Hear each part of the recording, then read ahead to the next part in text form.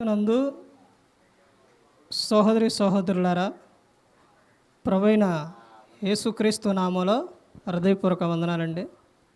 ముందుగా ఇంత మంచి సమయాన్ని ఇచ్చిన తండ్రి అయిన దేవునికి ప్రభువైన క్రీస్తు ద్వారా కృతజ్ఞతాస్తుతులు చెల్లిస్తున్నానండి. అందరూ బాగున్నారండి? వాక్యం చదువుకొని ప్రార్థన చేసుకున్న తర్వాత పాఠంలోనికి వెళదామండి.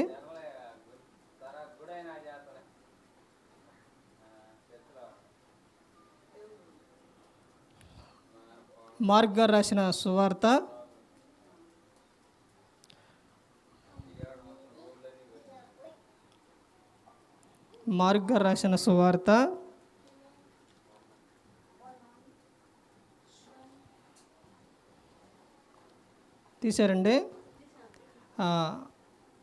10వ అధ్యాయం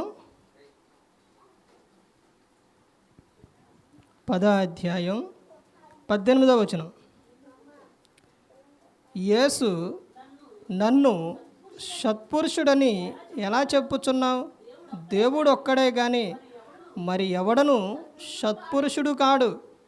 నరహత్య చేయవద్దు, వ్యభిచారింపవద్దు, దొంగిలవద్దు, అబద్ధ సాక్ష్యం పలుకవద్దు, మోసపుచ్చవద్దు, నీ తల్లిదండ్రులను సన్మానింపుము అను ఆజ్ఞలు నీకు తెలియను కదా అని అతనితో చెప్పాను. ప్రార్థన చేసుకుందాం. పరలోకమందున్న మా తండ్రి, పరిశుద్ధ ప్రేమ గల తండ్రి, గొప్ప తండ్రి, యెహోవా తండ్రి, ఈ ప్రియకుమారుడు యేసుక్రీస్తు ప్రభువారి ద్వారా కృతజ్ఞతాస్తుతులు చెల్లిస్తున్నాము నాయన. ఆరాధన క్రమం అంతట్లో మీరే ముందు నడిపించండి నాయన.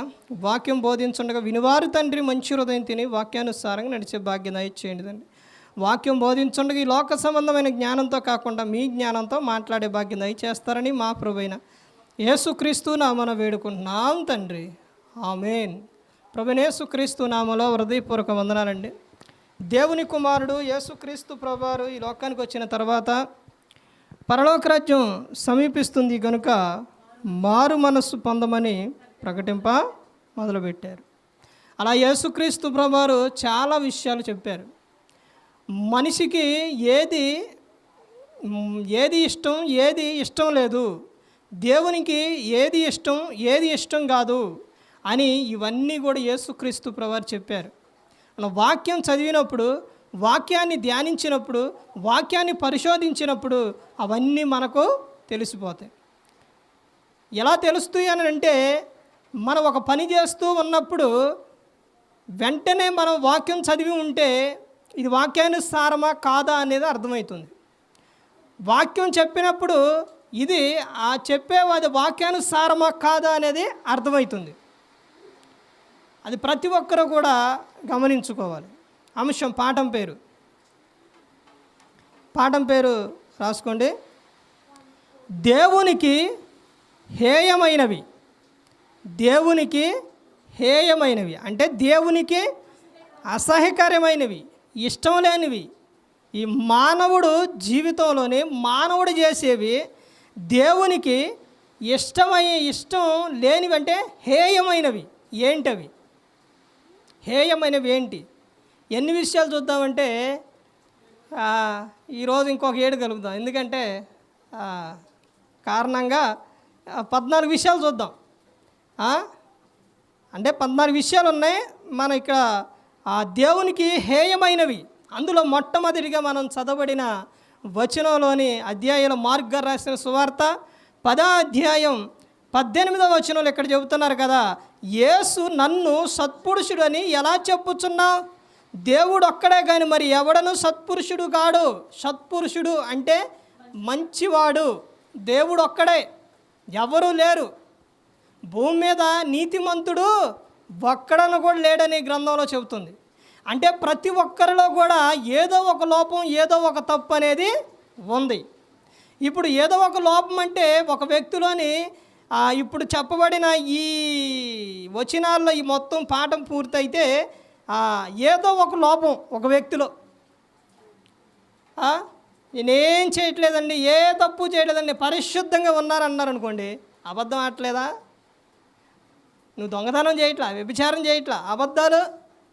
తర్వాత సినిమాలు చూడట్లేదా, సీరియల్ చూడట్లేదా, లేకపోతే డంబపు మాటలు, లేకపోతే ఏదో ఒకటి దేవునికి ఇష్టం లేని మనిషి జీవితంలో ఏదో ఒకటి దేవునికి ఇష్టం లేనిది చేస్తూ ఉన్నాడు. అందుకనే యేసుక్రీస్తు ప్రభువారు చెబుతున్నారు, ఎవరు సత్పురుషుడు అని అంటే దేవుడొక్కడే నీతిమంతుడు, ఆయనలోనే ఏ తప్పు ఏ పాపం కూడా లేదు. యేసుక్రీస్తు ప్రభువారు చెబుతారు, ఒక సవాల్ ఇసురుతారనమాట జనానికి, అక్కడ ఉన్న ప్రజలకి. ఆయన జీవితంలో 33.5 సంవత్సరాలు అన్ని సవాళ్ళే యేసుక్రీస్తు ప్రభువారికి, అన్ని సవాళ్ళే. ఒకటి ఎదుటున్న వాళ్ళు చెప్పేదానికి యేసుక్రీస్తు ప్రభువారు అన్ని సవాళ్ళే ఇసిరారనమాట. సవాలుగా చెప్పారు అన్నీ కూడా. ఎందుకనంటే ఆయన నీతిమంతుడు. ఎన్ని సవాళ్ళు ఇసిరారండి యేసుక్రీస్తు ప్రభువారు? ఆయన గుర్తున్నాయండి. మత్తాయి, మార్కు, లోక, యోహాను సువార్తలు చదివితే ఆయన మాట్లాడిన విషయాలు, యేసుక్రీస్తు ప్రభువారు చెప్పిన విషయాలు. అంటే ఒక వ్యక్తి సవాలు ఇసరాలి అని అంటే, అరే పలానా వ్యక్తి సవాలు ఇసిరిండు అని చెబుతున్నారంటే ఆ వ్యక్తి చెప్పిండు కాబట్టి చెబుతున్నారు. అంటే యేసుక్రీస్తు ప్రభువారు సవాల్ చెప్పారు, సవాల్ ఇసిరారు. అంటే సవాల్ అనగా ఆయన చెప్పిన విషయం ఏంటంటే, అందులో ఒక 2 విషయాలు ఏంటంటే, ఒకటి, నాలో పాపం ఉన్నదని మీలో ఎవరైనా నిరూపించగలరా? సవాలేనా? తప్పులు చేసిన వాళ్ళు అయితే, పాపం ఉండేవాళ్ళు అయితే చెబుతారు ఆ విషయం? చెప్పరు. తర్వాత, ఈ దేవాలయాన్ని పడగొట్టండి, 3 దినాలలో దీన్ని లేపుతానన్నాడు. ఏంటి, 40 సంవత్సరాలు కట్టిన దేవాలయాన్ని 3 రోజులలో లేపుతువా? అంటే ఆయన చెప్పిన విషయం ఏంటి? శరీర సంబంధమైన విషయం కాదు, ఆత్మ సంబంధమైన విషయం. నేను మరలా తిరిగి 3వ దినాన నేను లేస్తానని చెప్పాను. ఆ విషయం అర్థం అవ్వాల. ప్రతి ఒక్కటి కూడా యేసుక్రీస్తు ప్రభువారు సవాలుగా చేశారు. ఏది చేసినా. యోహాను గారు సువార్త 2వ అధ్యాయం చదివితే అక్కడ సందర్భం ఉంటుందండి. ఆయన చేసిన విషయం, మీకు ఆల్రెడీ పాఠం పేరు చెప్పానుగా, ఈ ఒక్క విషయం చెప్పి పాఠంలోకి వెళ్ళిపోతా. పాఠం పేరు చెప్పకపోతే ఇవన్నీ చెప్పాలి. పాఠం పేరు చెప్పాను కాబట్టి పాఠంలోకి వెళ్ళిపోదు. అక్కడ అధ్యాయం మొత్తం కూడా యేసుక్రీస్తు ప్రభువారు నీళ్ళను ద్రాక్షరసంగా మార్చటం, ఆ తర్వాత అక్కడ ఉన్న వాళ్ళందరూ కూడా ముందు ఎవరు ఆయన చేసిన అద్భుతానికి ఎవరు ముందు విశ్వాసం ఉంచారంటే, ఆ అధ్యాయంలో చదివితే శిష్యులు. ఎవరు నమ్మారంటే? శిష్యులు నమ్మారు. ముందు శిష్యులు ఆయన పట్ల విశ్వాసం ఉంచారు. తర్వాత అక్కడ ఉన్న వారందరూ కూడా ఆయన పట్ల విశ్వాసం ఉంచారు. ఇప్పుడు దేవునికి ఇష్టం లేనివి, హేయమైనవి ఏమిటి అని అంటే, అక్కడ మొట్టమొదటిగా కొన్ని విషయాలు చెప్పారు చూడండి. ఒకటి ఏంటంటే, నరహత్య చేయవద్దు. ఇవన్నీ ఒక సెట్టు. నరహత్య చేయవద్దు, వ్యభిచారింపవద్దు, దొంగిలేవద్దు, అబద్ధ సాక్ష్యం పలకవద్దు. ఇవన్నీ కూడా చెబుతున్నాను. అంటే ఇవి మీరు రాసుకోవాల్సిన విషయం. దేవునికి ఏమైనవి? ఒకటి, నరహత్య చేయవద్దు, వ్యభిచారించవద్దు, ప్రమాదకరమైనది ఇదే. 10 ఆజ్ఞల్లో 7వ ఆజ్ఞ కూడా ఇదే. భయంకరమైన ఆజ్ఞ, భయంకరమైన విధానం ఇది. ఇది ఏ లోకం అంటే పాపపు లోకం, వ్యభిచారపు లోకం ఇది. ఎక్కడ చూసినా చూడండి ఎన్ని హత్యలు జరుగుతున్నాయో, ఎన్ని అంటే అత్యాచారాలు జరుగుతున్నాయో. చాలామంది ఏమని చెబుతుంటారంటే, ఏమండి మీరు స్త్రీల గురించి ఇన్ని విషయాలు చెప్పినా స్త్రీలు ఎలా ఉన్నారో తెలుసా? స్త్రీలు ఏ విధంగా ఉన్నారో తెలుసా? టైట్ జీన్లు వేస్తారు, చినిగిపోయిన బట్టలు చినిగిపోయిన వేస్తుంటారు, అన్నీ కనపడే విధంగా వేస్తుంటారు. ఇప్పుడు స్త్రీలు అలా వేస్తున్నారు, మరి మంచిగా ఏం కనపడి చక్కగా కట్టుకున్న స్త్రీలు ఎమ్మట పడట్లేదా? మరి సరే వీళ్ళంటే అలా కట్టుకుంటారు. మరి చిన్నపిల్లల మీద ఎందుకు చేస్తున్నారండి? అంటే ఆ చూసేవాడు చూపు ఎలా ఉంది? మంచిగా లేదు. ఒక స్త్రీ ఎలా ఉన్నా కానీ ఆ స్త్రీని ఎలా చూడాలి అని అంటే, నువ్వు ఒక తల్లిలాగా చూడాలి, ఒక చెల్లిలాగా చూడాలి, అక్కలాగా చూడాలి.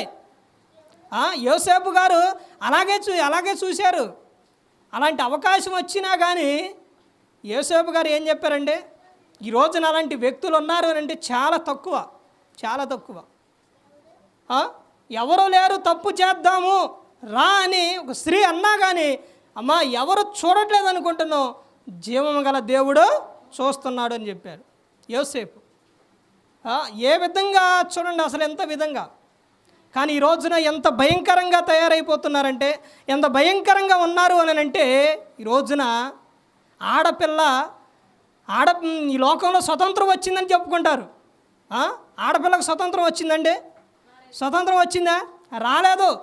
చిన్నపిల్ల కాడి నుంచి వృద్ధాప్యం వచ్చే వరకు కూడా ఆడపిల్లలు రోడ్డు మీద వెళుతూ ఉంటే మోహపు చూపులు చూసేవారు, ఎలా పడితే అలా మాట్లాడేవారు. ఆడపిల్ల ఎవరినైనా కానీ ఎక్కువగా ఎలా ఆలోచిస్తారంటే, ఒక సహోదరిగా తండ్రిగా భావించి మంచిగా కొంచెం తెలిసిన వాళ్ళు అయితే మంచిగా మాట్లాడటం, చూడటం, ఎలాంటి చిరునవ్వుతో చక్కగా చూస్తూ ఉంటారు. ఎందుకని? నిన్ను ఒక అన్నలాగా తమ్ముళ్ళలాగా తండ్రిలాగా భావించి. కానీ దాన్ని ఎలా తీసుకునే వాళ్ళు ఉన్నారు అని అంటే భయంకరంగా విధంగా తీసుకునేవారుగా ఉన్నారు. చిన్నపిల్ల కాడి నుంచి ఒక వాళ్ళు చూడండి, ఆడపిల్ల అని అంటే దేవుడు వాళ్ళకి ఇచ్చిన విధానం ఏంటనంటే, వాళ్ళకి చిన్న వయసులో నుంచి వాళ్ళని ఒక చిన్న పాప, అంగన్వాడీ చిన్న పాప, ఆ పాప కూర్చొనేటప్పుడు, అంగన్వాడీ పాప అంటే చిన్న పాప ఎంత ఉండిద్దండి, చిన్నపిల్ల బాసబట్టలు వేసుకొని కూర్చొనేటప్పుడు అలా మొత్తం కప్పుకొని కూర్చుంటుంది. చూశారండి? మరి అలాంటి పిల్లలను, చిన్నపిల్లల కాడి నుంచి వాళ్ళని ఏంటంటే ముద్దు పట్టుకోవటం, తర్వాత గిల్లటం, తర్వాత రకరకాలుగా చేయటం ఆడపిల్లని. మగపిల్లల్ని చేయి, మగపిల్లల్ని ఎత్తుకొని ముద్దు పెట్టుకో, మగపిల్లల్ని గిల్లు చేయరు. ఎక్కువ ఎవరిని చేస్తారు? ఆడపిల్లలే. ఆడపిల్ల అంటే ఈ రోజున ఎలా అయిపోయిందంటే కోడిపిల్ల టైపులో అయిపోయింది. కోడిపిల్లన కన్నా పేక కోసి ఎలా తినేస్తారో ఆడపిల్ల బయటికి వెళితే ఆ విధంగా చేసేస్తున్నారు. దేనా పరిస్థితి ఏంటండి? ఆమె ఎవరిని, వాళ్ళ ఫ్రెండ్స్ ఎవరన్నా ఊర్లో కొత్త వారు ఉన్నారేమో చూద్దాం, ఫ్రెండ్స్ ఆడపిల్లలను చూద్దామని బయటికి వెళ్ళింది. వెళ్ళిన ఆమె మీద అతను ఏం చేశాడు?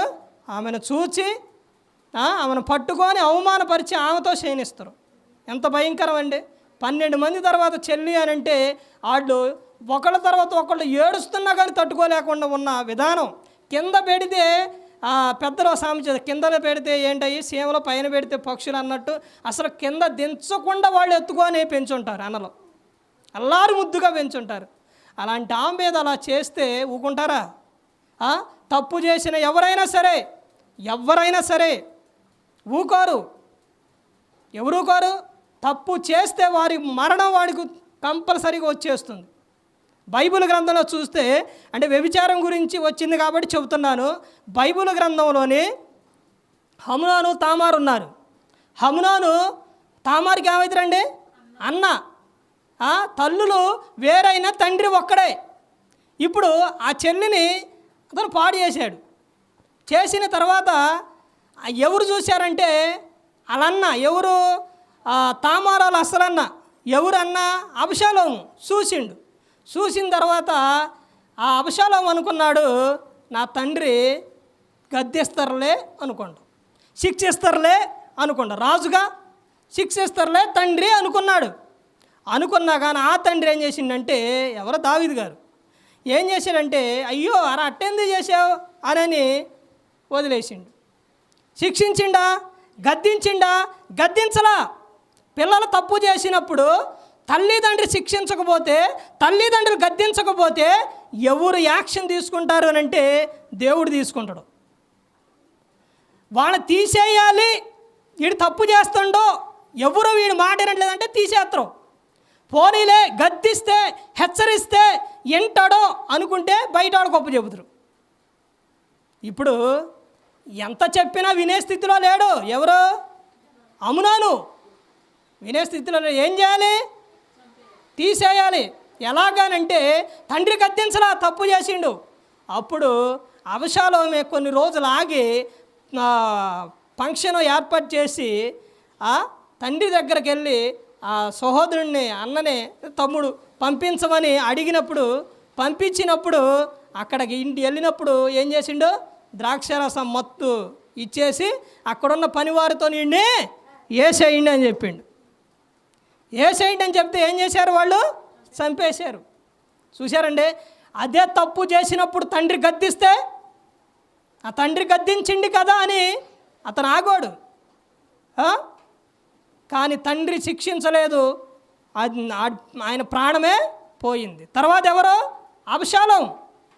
అబషాలోము తండ్రికి ఎదురు తిరిగిండు, అక్కడి నుంచి పారిపోయిండు, మరలా వచ్చిండు, ఎదురు తిరిగిండు. కొడుకేగా ఎదురు తిరిగితేలే అనుకోండు. ఏంట్రా ఎదురు తిరుగుతావు? నేను ఎవరురా? తండ్రిని నాయనని ఏమైనా గద్దిచ్చిండా?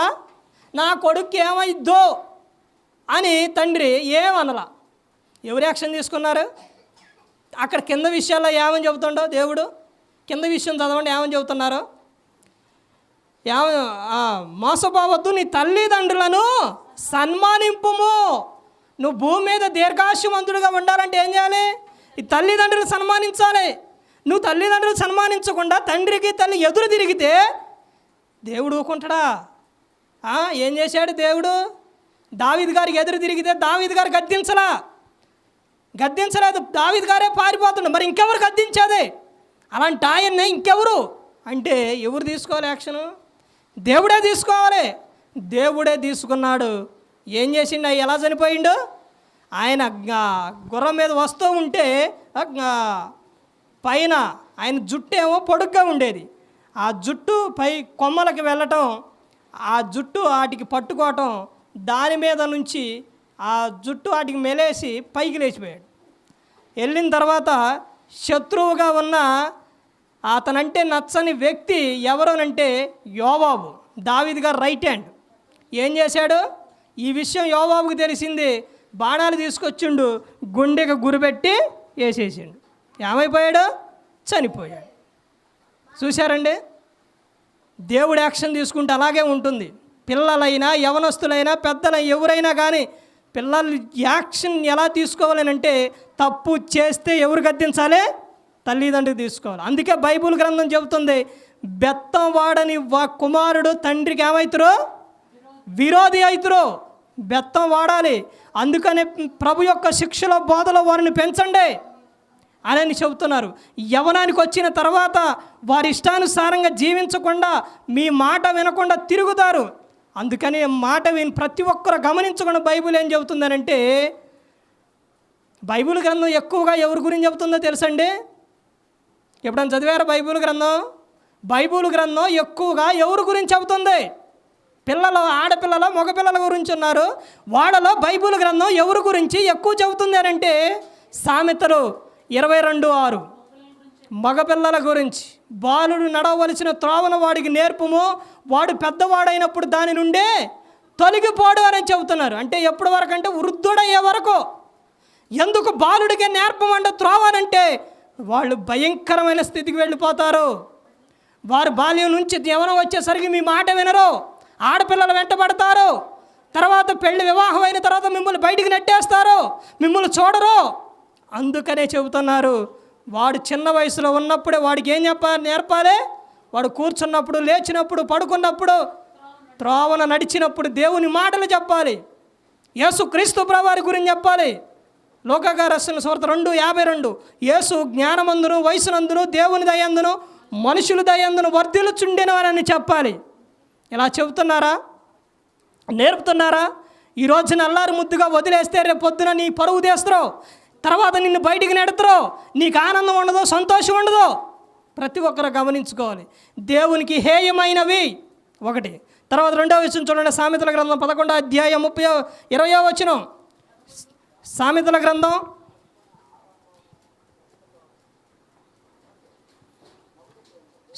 గ్రంథం 11:20 వచనం. మూర్ఖ చిత్తులు యెహోవాకు హేయులు, యథార్థముగా ప్రవర్తించువారు ఆయనకి ఇష్టలు. మూర్ఖ చిత్తులు ఎవరైతే మూర్ఖంగా ఉంటారో, మూర్ఖంగా ప్రవర్తిస్తారో వారు దేవునికి ఎవరంట? హేయులు. 2వ విషయం రాసుకోండి. మూర్ఖ చిత్తులు యెహోవాకు హేయులు, యథార్థముగా ప్రవర్తించువారు ఆయనకి ఇష్టలు. ఎవరైతే యథార్థంగా ఉంటారో వారే దేవునికి ఇష్టలు. సామెతలు 15వ అధ్యాయం సామెతలు 15వ అధ్యాయం 26వ వచనం.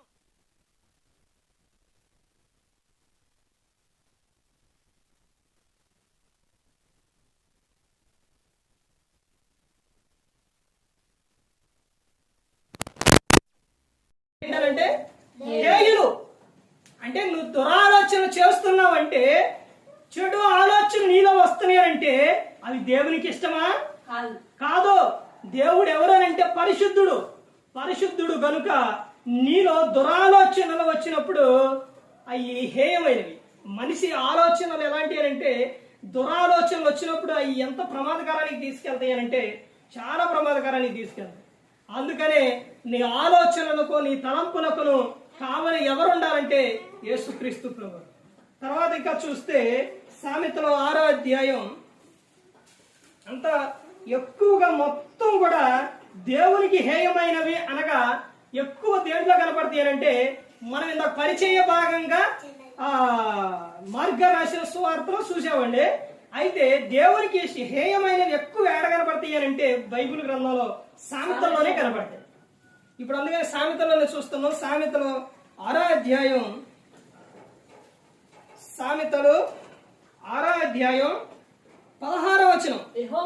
యెహోవాకు అసహ్యములైనవి 6 గలవు, 7 ఆయనకు హేయములు.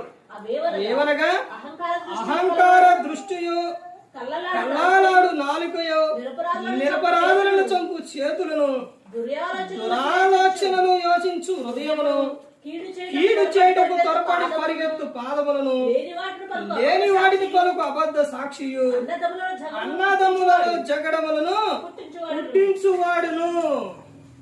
అహంకార దృష్టి అన్నిటికీ ఒకటే విధానం ఏంటంటే, మనిషిలో ఇవన్నీ ఉండటానికి కారణం ఏంటి అని అంటే, ఒకటి అందులో రాసుకోవాల్సింది అంటే అహంకార దృష్టి యెహోవాకు హేయము. ఇవన్నీ ఎక్కడి నుంచి వచ్చినాయి? ఇవన్నీ ఎక్కడి నుంచి వచ్చినాయి అని అంటే, ఎక్కడి నుంచి వచ్చినాయి? అహంకారం. ఇవన్నీ అహంకార దృష్టి నుంచి ఇవన్నీ కూడా వచ్చినాయి. సామెతలు 15వ అధ్యాయం, సామెతలు 15వ అధ్యాయం 9వ వచనం. భక్తిహీనుల మార్గం యెహోవాకు హేయము, నీతిని అనుసరించు వారిని ఆయన ప్రేమించును. భక్తిహీనుల మార్గం ఎలాంటిదంట? దేవునికి ఇష్టమైనదా? కాదు. అది దేవుని ఎలాంటిది అంటే హేయమైనది. హేయమైనది. అందుకని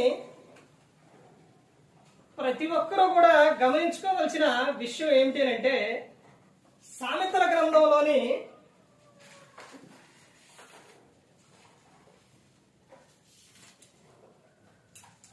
సామెతల గ్రంథమే ఎక్కువ ఏం చెబుతుంది అంటే,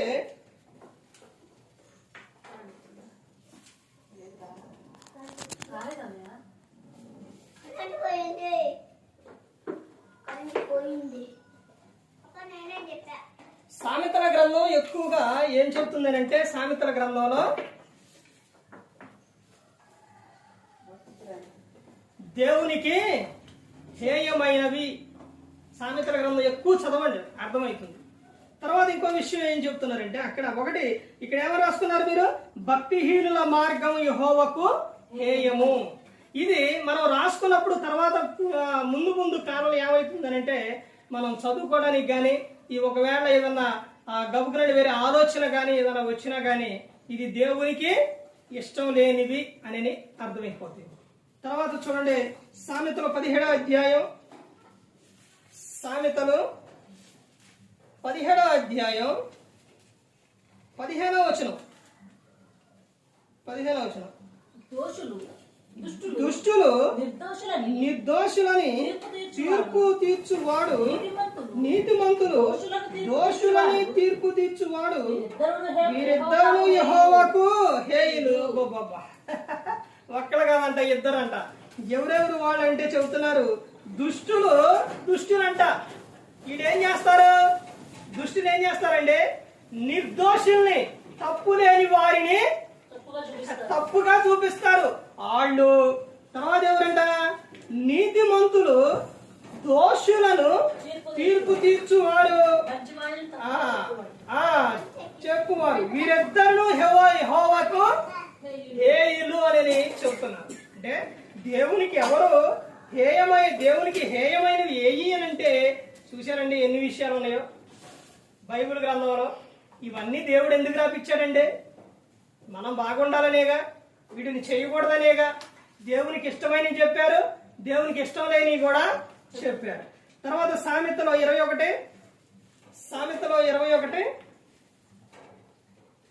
అద్భుతమైన విషయాలు ఉన్నాయి. ఇంకా ముందుకెళ్తే బైబిల్ గ్రంథంలోనే అద్భుతమైన విషయాలు ఉన్నాయి. సామెతలో 21:27 భక్తిహీనులు అర్పించు బలులు హేయములు, దురాలోచనతో అర్పించిన ఎడల అవి మరీ హేయములు.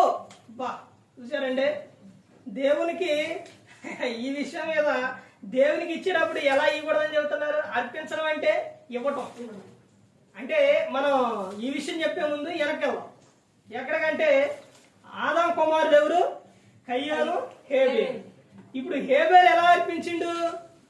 మంచి హృదయంతో మంచిగా ఇచ్చిండు, దేవుడు అంగీకరించిండు. ఈ కయ్యోను ఎలా అంగీకరించిండంటే ఎలాగంటే మంచి ఇవ్వల. అలాగే ఇప్పుడు ఈ రోజున ఇచ్చేటప్పుడు కూడా దేవునికి ఏమనుకుంటారంటే దేవునికి ఎంత ఇవ్వాలా, ఇస్తే నాకేంటి. కొంతమంది అయితే ఇస్తే ఎవరు తీసుకున్నారు? అయ్యగారు తీసుకున్నారు. కానుకల సమయాల్లో చదివించినప్పుడు ఏంటి అంటే అక్కడ నువ్వు నీ హృదయంలో నిశ్చయించుకున్న ప్రకారం ఏమని చెప్పిండు. తర్వాత సనుక్కుంటా గొనుక్కుంటా ఇవ్వకూడదని చెప్పిండు. తర్వాత ఇచ్చిన తర్వాత నువ్వు ఎలా ఆశీర్వదింపబడతావు అన్నది కూడా అక్కడ చెప్పాడు. ఈ సందర్భంలో నేను ఒక చాట చెప్పవలసిన సందర్భం ఇక్కడ సందర్భం వచ్చింది కాబట్టి చెప్తున్నానండి.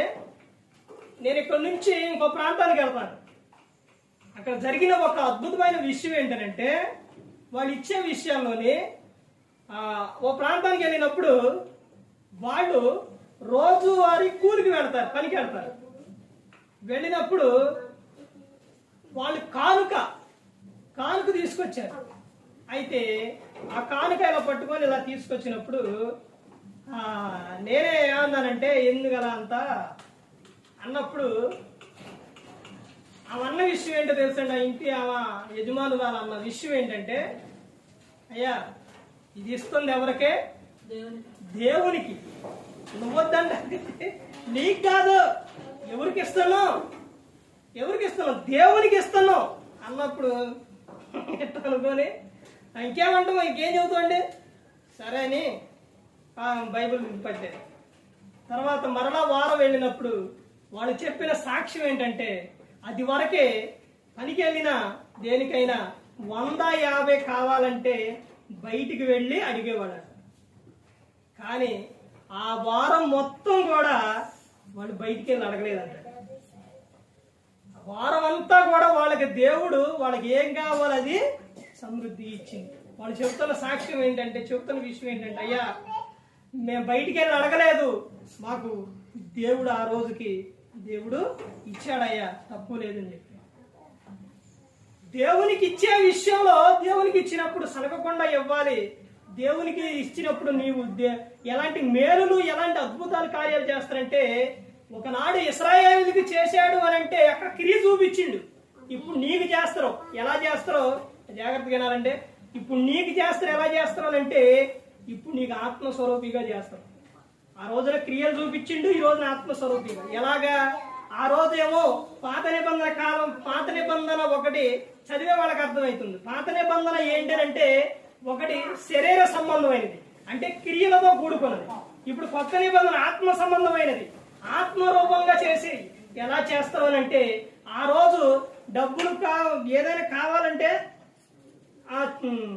తీసుకొచ్చి ఇవ్వటం, అంటే ఏదైనా కావాలంటే క్రియారూపకంగా ఇవ్వటం. ఈ రోజు నీకేం చేస్తారంటే దేవుడు దాని అవసరాన్ని ఏదైతే ఉందో ఒక 100 ఉంది అనుకోండి, ఒక 100 రూపాయల ఖర్చు ఉందనుకోండి, దాన్ని నీకేం చేస్తారంటే నీ దగ్గర 50 ఉన్నప్పుడు దాన్ని నీకు ఎంత కావాలంటే సహాయం చేయాలి, అంటే దాన్ని చేపించే విధంగా చేస్తాం తక్కువగా. అర్థమవుతుందండి? ఈరోజు నేను వచ్చేటప్పుడు మనసులో నుంచి ఇంటికాడ నుంచి వెళ్ళేటప్పుడు ఒక విషయం అనుకున్నా. ఆ రోజున మోషే గారు ప్రార్థించినప్పుడు మొత్తం ఎర్ర సముద్రం పాయలైంది కదా, ఈ రోజున ఇంత వాన వస్తుంది ఎందుకు అవ్వట్లేదు, అట్టయితే అసలు భలేగుండిద్ది కదా అనుకుంటూ వస్తున్నా. బండి మీద ఆరాధన ఆగిపోయింది, పోలేదు, ఇప్పుడు అటు చేస్తే అనుకుంటూ వస్తున్నా. వచ్చి ఇక్కడ లక్ష్మీబారాయకి వచ్చిన తర్వాత అటు వంతెన ఉంది, ఆ వంతెన మీద నుంచి అలా దిగేటప్పుడు స్టార్టింగ్లో నీళ్ళు బాగానే ఉంది. ఒక 2 వ్యక్తులు మధ్యలోకి వచ్చి ఆగిపోయారు. 2 వ్యక్తులు బండి మీద. మరి ఆ 2 వ్యక్తులైనా వద్దు ఆగు అని చెయ్యూపినా ఆగిపోయి ఉన్నారు. ఆపలా, ఏం చెప్పలా, అట్నే చూస్తున్నారు. నేను వచ్చేస్తా ఉన్నా, వస్తున్నా కొద్దిగా నీటి ప్రవాహం ఎక్కువైపోయింది, మీకు ఎక్కువైపోయింది, బాగా ఎక్కువైపోయింది. అప్పుడు అలా దాటి అట్ట ముందుకు రాగానే ఇంకెక్కువైపోయింది. ఇక అప్పుడు అట్టే పట్టుకున్న ఆయన వద్దు అని అంటాడు. ఇంకేడా ఆగేది? బాబు చేసేనా దిగి నేను అంత టైం వెళ్ళిపోయితే ఆగే లేదు, కాలు జారిద్దో బండి జారిద్దో లేదు. ఈగ ఎప్పుడైతే ఆగవండో అతను ఆగవన్నాడు అని అంటే ఎదరా ప్రమాదం అనేది ఉంది. ఇక మన గుండెలో ఇక ఎలా ఉన్నాయంటేగా ఇక ప్రభువా అని ఇక బండి అయిపోయింది. నాకు ఇక కదిలే అసలు ఎలా వస్తుంది అని అంటే వరద చాలా బండికి అసలు బాగా ఇదిగా వచ్చేసింది. ఒకటే అరుపు ఆయన. ఇక అలాగే బండి వచ్చేసింది. బండి బయటికి వచ్చిన తర్వాత ఆయనకి చెబుతుంటే నాకు ఆయనకే ఇక ఎలా ఉంది అని అంటే మాలు లేదనమాట. చూసారండి, దేవుడు చేసే కార్యాలు ఏ విధంగా ఉంటాయనంటే ఆ విధంగా ఉంటాయి.